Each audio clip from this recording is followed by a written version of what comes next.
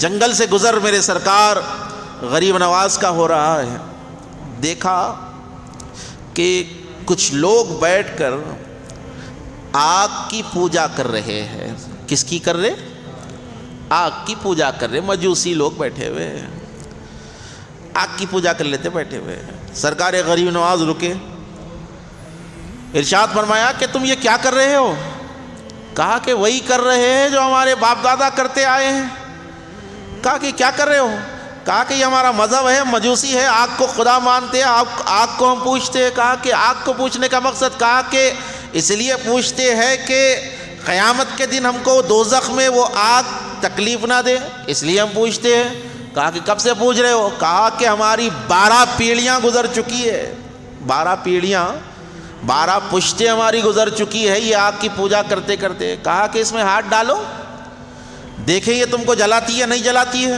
کہا کہ سرکار مسئلہ یہ ہے آگ کا کام ہی جلانا ہے، یہ جلا دے گی، یہ جلا دے گی۔ کہا کہ یہ کیسے ہو سکتا ہے؟ بلکہ عبادت اس کی کرو جس نے آگ کو پیدا کیا ہے، جس نے آگ کو پیدا کیا ہے۔ تم نسل در نسل اس آگ کو پوج رہے ہو، اس کی پوجا کر رہے ہو، لیکن پھر بھی یہ تم کو جلا رہی ہے۔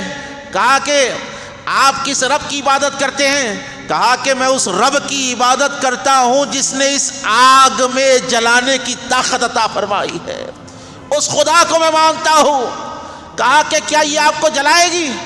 سرکار غریب نواز نے کہا کہ میں اس کے رب کو مانتا ہوں، تم ہاتھ ڈالو۔ کہا کہ ہم ہاتھ نہیں ڈال سکتے، جلا دے گی۔ آپ نے اپنی نالین مبارک، جوتی مبارک نکال کر وہ آگ میں ڈال ڈالا۔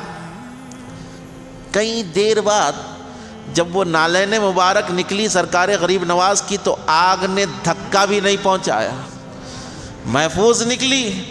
سرکار نے ارشاد فرمایا تم 12 پیڑھیوں سے جو ہے جس کی پوجا کر رہے ہو وہ آگ تو ہمارے جوتوں کو بھی نہیں جلاتی ہے، کیونکہ ہم اس رب کو مانتے ہیں جس رب نے اس آگ کو بھی پیدا فرمایا ہے۔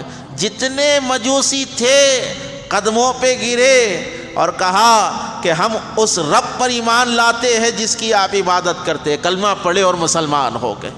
یہ تبلیغ ہوتی ہے۔ مبلغ جہاں سے گزرتا ہے فتنوں کو کچل دیتا ہے، فتنوں کو کچل دیتا ہے۔